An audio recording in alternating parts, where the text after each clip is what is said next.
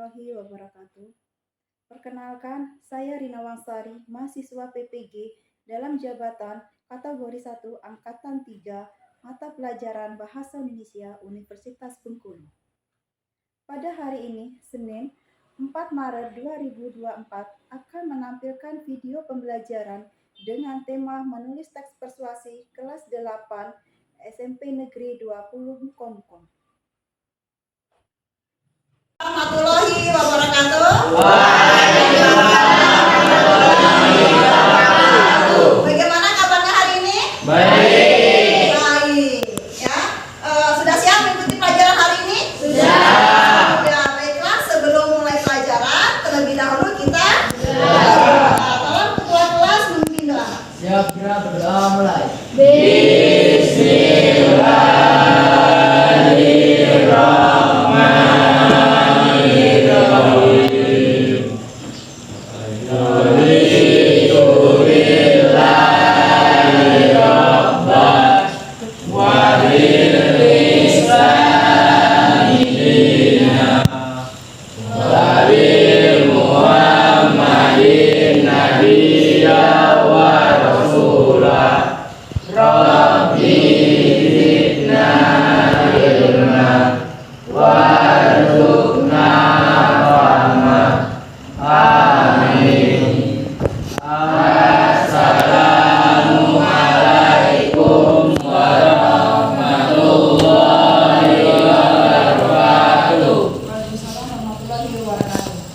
Baiklah, di absen dulu ya. Ada teman yang tidak hadir hari ini? Tidak ada. Berarti masuk semua ya? Alhamdulillah semuanya masuk. Dan hari ini kita akan melakukan speaking sebelum memulai pelajaran. Akan berdiri. Ya, tidak mengantuk ya. Ayo.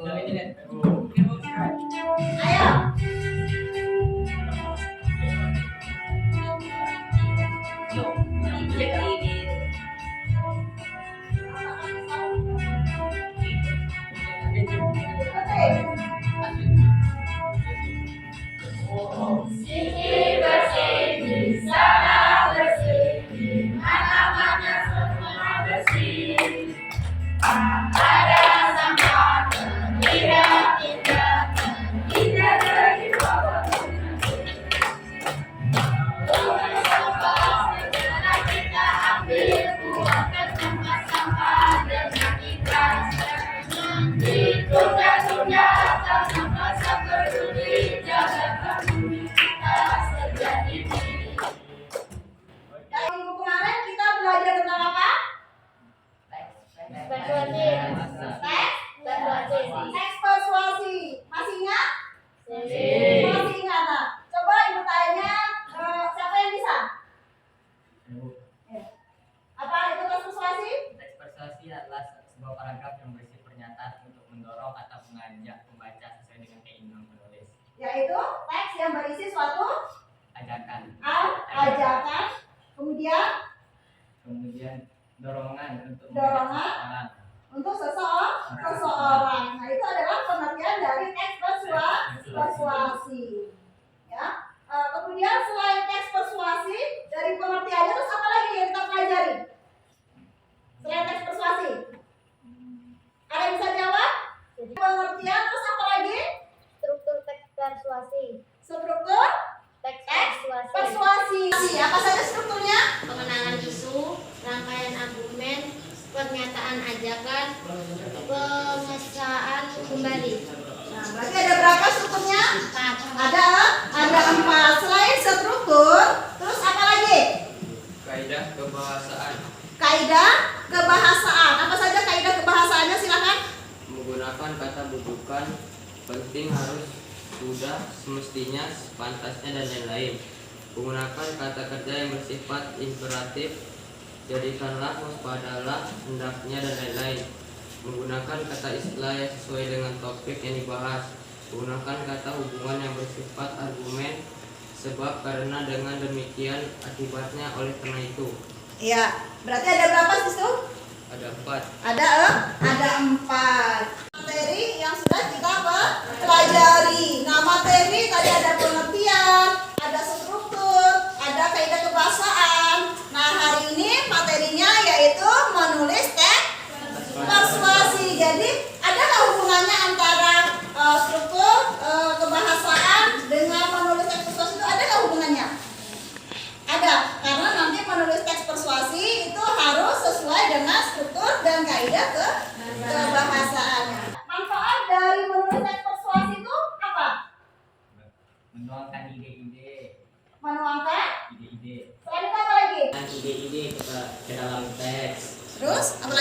dan membujuk pembaca. Ya, di situ ya, itu adalah manfaat dari menulis teks persuasi. Di dalam menulis teks persuasi itu ada yaitu KD dan indikator. Nah, ini KD-nya apa? Menyajikan teks persuasi, saran, ajakan, arah dan pertimbangan secara tulis dan lisan dengan memperhatikan struktur kebahasaan atau aspek lisan. Yaitu menyajikan teks persuasi, saran, ajakan, arahan dan pertimbangan secara lisan dan tulis dengan memperhatikan struktur kebahasaan atau aspek lisan. Nah, itu adalah KD-nya. Kemudian indikatornya apa? Membuat teks persuasi dengan memperhatikan struktur dan kaidah kebahasaan teks persuasi. Membuat teks persuasi dengan memperhatikan struktur dan kaidah kebahasaan teks persuasi. Tujuan dari teks persuasi. Nanti setelah melakukan kegiatan berdiskusi, siswa dapat menulis teks persuasi dengan memperhatikan struktur. Ya, nah strukturnya di sini apa saja? Ada pengenalan isu, rangkaian argumen, pernyataan ajakan dan penegasan kembali secara lengkap dan kaidah kebahasaan dengan penuh rasa tanggung jawab, jujur, percaya diri selama proses pembelajaran. Nah, selain ada tujuan, ada juga KKM. KKM menulis teks persuasi ini 70. Jadi nanti kalian ketika menulis teks persuasi nilai kalian di bawah 70, berarti itu di bawah nilai standar. Berarti nanti kamu harus memperbaikinya kembali. Ya, itu. Akan menayangkan sebuah video. Silakan kalian perhatikan dan kalian pahami.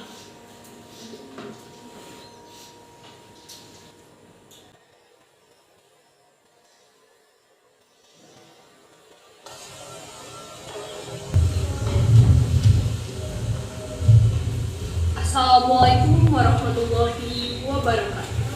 Salam sejahtera untuk kita semua. Sebelumnya, izinkan saya, Yesa Novita Rusmana, siswa dari SMK Negeri 1 Garut, untuk menyampaikan orasi kebangsaan dengan tema Peran Siswa dalam Kebangkitan Pendidikan. Saudara-saudara, 112 tahun sudah Indonesia bangkit dari keterpurukan. 75 tahun berlalu dan sang saka berkibar bebas di bumi pertiwi ini. Reformasi tiada henti. Namun, bagaimana dengan bentala edukasi? Apa yang ikut berlari? Bangkit, menerjang lajunya informasi? Atau justru masih saja bertekuk takut, hilang, dan lenyap di lahap masa? Saudara-saudara, apakah ini yang disebut dengan bangkit? Ketika pendidikan di Indonesia dipandang sebelah mata, ketika anggapan bahwa banyaknya kebobrokan moral, pelajar yang brutal, juga politisasi dan komersialisasi yang semakin mengental. Apakah bangsa kita akan terus seperti ini? Lalu siapa yang mesti bertanggung jawab? Siapa yang harus mengejar ketertinggalan ini? Ya, kita. Tentunya kita semua. Namun, bagaimana cara kita untuk berpartisipasi, berdedikasi dalam membawa dan menuntun ranah edukasi pada era globalisasi? Saudara-saudara, buku adalah jendela dunia, menjadi kata kunci yang sudah tak asing lagi untuk didengar. Namun pada kenyataannya, Indonesia memiliki tingkat literasi juga minat baca yang cukup rendah.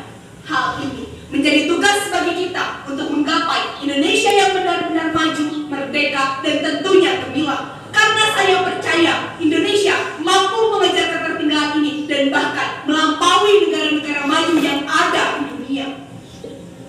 Kapan lagi kita akan mengangkat pamor pendidikan Indonesia di kancah dunia? Siapa yang akan menggantikan Sosro Pantono, kakak dari Raden Kartini, yang menjadi jurnalis kenamaan dunia sekaligus seorang poliglot yang menguasai lebih dari 30 bahasa? Siapa pula yang akan menggantikan ide-ide cemerlang dari B.J. Habibie yang semua gagasannya diakui oleh dunia? Tentunya kita semua saudara-saudara, dan untuk mencapai titik itu diperlukan perjuangan juga pengorbanan yang sangat tinggi. Karena saya yakin kaum muda sekarang adalah orang-orang yang memiliki potensi juga pesona yang sangat besar. Jangan sampai kita terbuai oleh rasa kemalasan dan nyaman dengan panggilan kaum rebahan. Saudara-saudara, satu-satunya tonggak harapan bangsa ada di tangan kita. Kita semua, pelajar Indonesia, memiliki peran yang sangat amat penting bagi kebangkitan pendidikan Indonesia. Ini saatnya kita berjuang bersama, memberikan kontribusi nyata pada dunia.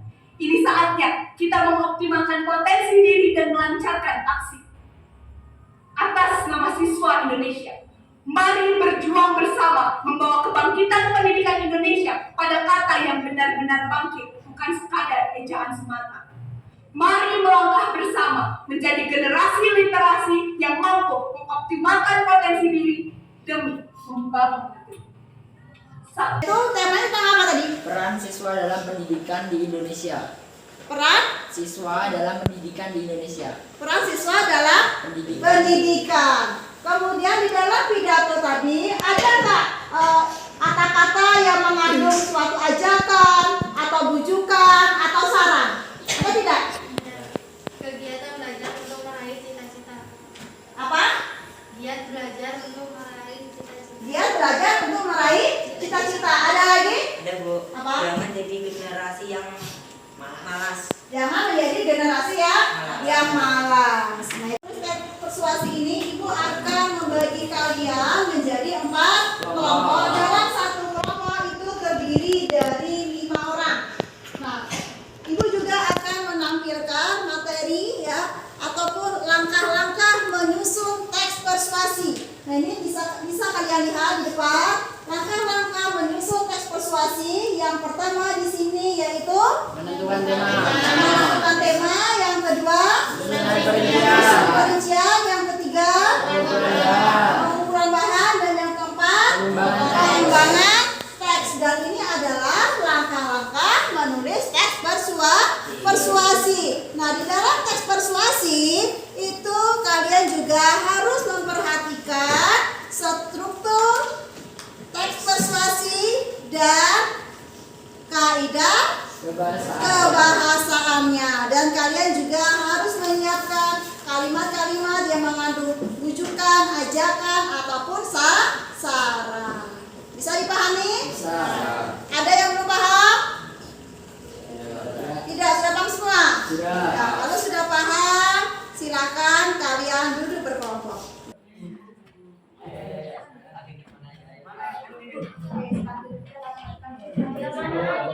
Wih, Jun, meja itu mundur ke belakang, meja yang di depan, di depan.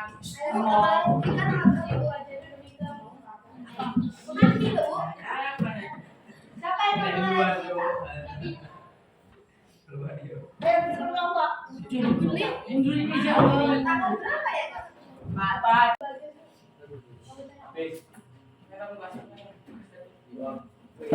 Dalam menulis teks persuasi, waktunya Ibu tentukan yaitu selama 40 menit. Dan di sini Ibu akan menampilkan ya 4 tema. Itu silakan kalian amati dan kalian pilih salah satu. Nah, nanti kalian kembangkan menjadi sebuah teks persuasi. Sekarang silakan kalian pilih. Yang pertama ada manfaat jalan kaki. Yang kedua, pentingnya belajar. Yang ketiga, buanglah sampah pada tempatnya. Dan yang keempat, bahaya narkoba. Nah, itu kalian pilih satu saja. Nah, sebelum kalian mengerjakan, ya, di sini Ibu akan membagikan LKPD. Kalian nanti mengerjakan menulis teks persuasinya di LKPD. Ya, nanti LKPD ini akan Ibu bagikan kepada kalian. Ya, nanti kalian tulis nama kelompoknya, bagian identitas, ada kelas, kemudian ada nama kelompoknya. Nanti kalian tulis nama lengkapnya. Ya, kemudian di sini ada juga KD dan indikator. pelajaran. Kemudian di sini ada juga petunjuk ya, petunjuk kalian menulis teks persuasi ataupun langkah-langkah ketika kamu menulis teks persuasi, dan nanti kamu mengerjakan itu di halaman ketiga. Sekarang ibu bagikan. Silakan dibuat nama kelompoknya.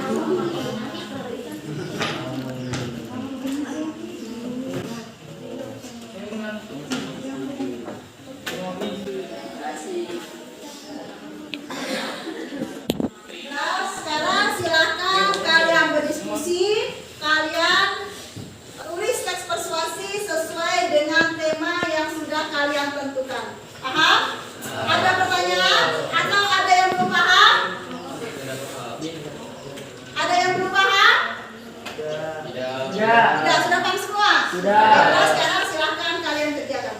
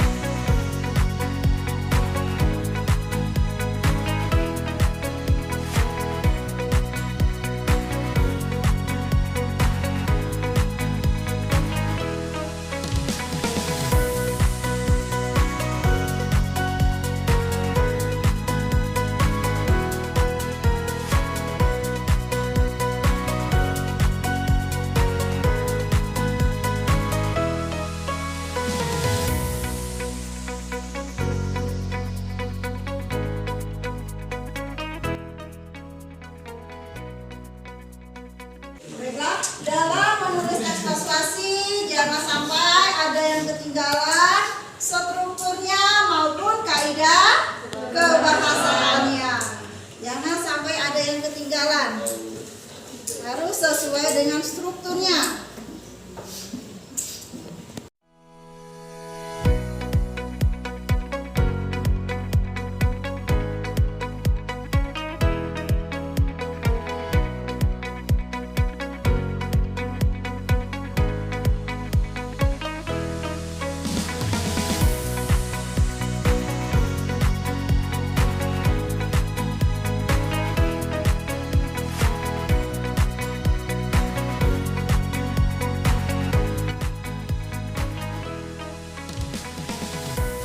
Nah, sekarang waktunya kalian mempresentasikan hasil dari diskusi, yaitu menulis teks persuasi. Nah, sekarang dari kelompok 1, Ibu persilakan.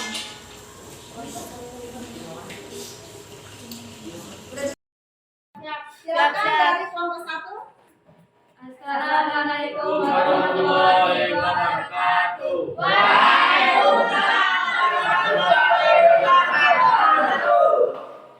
Setelah kami dari kelompok 1 akan mempresentasikan hasil tes persuasi kami. Sebelum mempresentasikan, kami akan memperkenalkan diri masing-masing. Nama saya Arika, saya Wasya, dan saya Radina. Saya Bagas. Baiklah, selanjutnya kita akan membaca materi yang akan disampaikan oleh pada Lutfi dan silakan. Di sini saya akan membacakan hasil teks persuasi dari kelompok 1, yaitu temanya pentingnya belajar. Pengenalan isu. Belajar menjadi kewajiban setiap murid atau peserta didik. Belajar membuat siswa lebih mengerti pelajaran yang diajarkan guru di sekolah. Belajar sangat penting karena menjadi modal untuk masa depan siswa itu sendiri. Namun sangat disayangkan jika saat ini banyak siswa yang lebih memilih bermain game kebanyakan belajar. Padahal belajar menjadi tugas utama seorang siswa dan sudah seharusnya diutamakan dibandingkan bermain game. Rangkaian argumen berdasarkan penelitian yang dilakukan Rumah Sakit C.S. Mott Children's University of Michigan di Amerika Serikat, sekitar 86% anak berusia 13 hingga 18 tahun lebih banyak menghabiskan waktunya untuk bermain video game. Penelitian dilakukan terhadap 963 orang tua remaja usia 13 hingga 18 tahun. Dampak negatif utama dari sering bermain game ialah kecanduan. Artinya, siswa akan terus bermain game tanpa kenal waktu, mulai dari pagi hingga malam. Akibatnya, konsentrasi murid menurun dan bisa berdampak pada prestasi dan nilai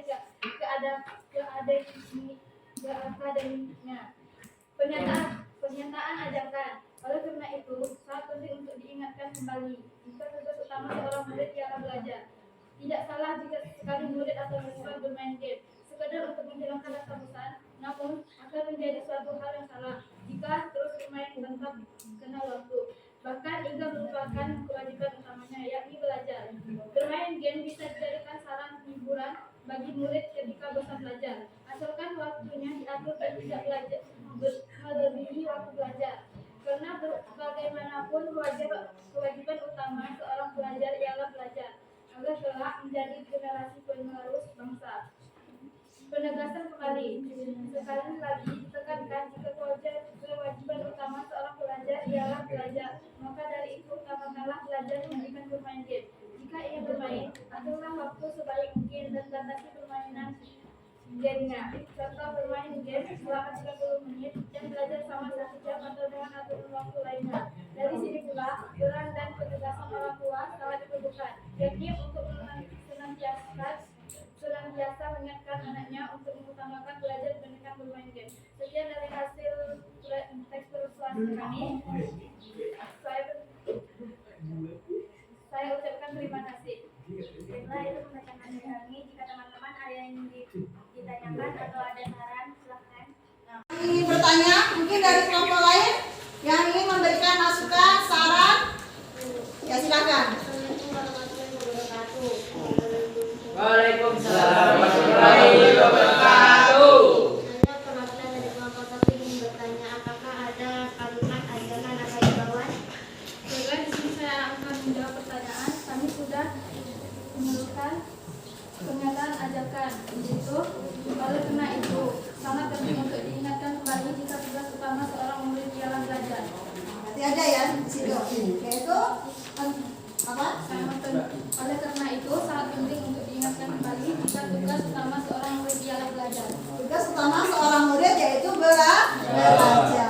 Ya, bisa. Kelompok 1 ya, hasil penulisan teks persuasinya sudah bagus, sudah sesuai dengan struktur penulisan teks persuasi. Di situ sudah ada apa aja? Yang pertama ada pengenalan isu. Sudah ada tadi? Sudah ada. Terus yang kedua apa lagi? Rangka argumen. Sudah ada tadi ya? Ya. Kemudian yang ketiga apa lagi? Pernyataan ajakan. Terus apa lagi? Yaitu ada penegasan kembali. Ya, dari untuk kelompok 1 sudah lengkap untuk strukturnya. Kemudian kata kebahasaannya yang mengandung ajakan ataupun saran ataupun himbauan juga sudah ada. Tepuk tangan dulu buat kelompok 1.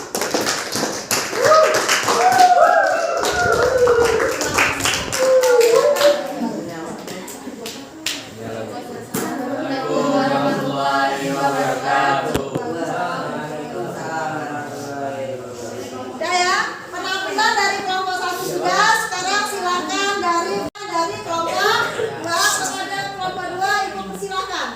Assalamualaikum warahmatullahi wabarakatuh. Waalaikumsalam warahmatullahi wabarakatuh. Perkenalkan, kami dari kelompok 3, saya Rival, Saya Rizky, saya Aga, saya Akbar. kami akan membacakan hasil diskusi kami yang akan dibacakan oleh Rizky. Kami persilakan. Mengenai isu, makin hari narkoba makin mudah didapatkan. Hal ini membuat penggunaan narkoba makin tinggi, terutama akan mengkonsumsi narkoba. Di antaranya kurangnya kasih sayang dari keluarga dan pengaruh dari teman-temannya. Assalamualaikum warahmatullahi wabarakatuh.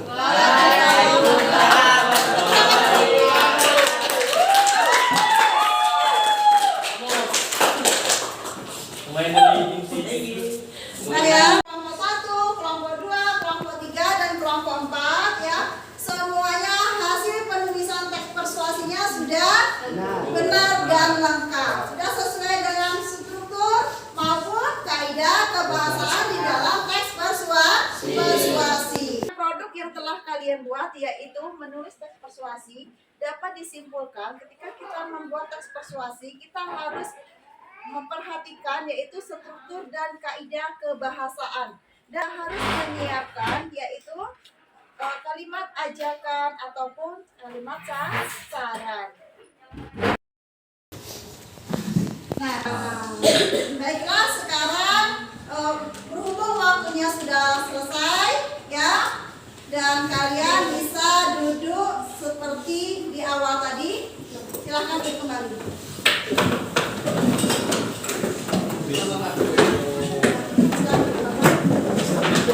Pelajaran hari ini bagaimana perasaan kalian? Senang ya. Adakah kendala-kendalanya? Ada. Apa kendala-kendalanya?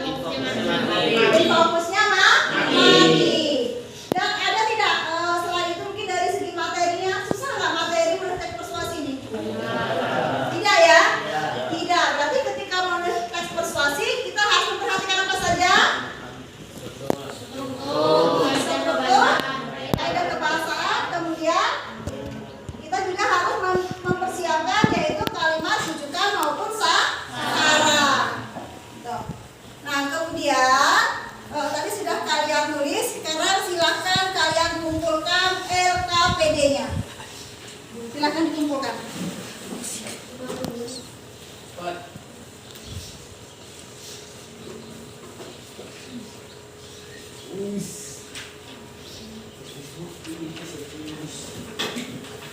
Terima kasih.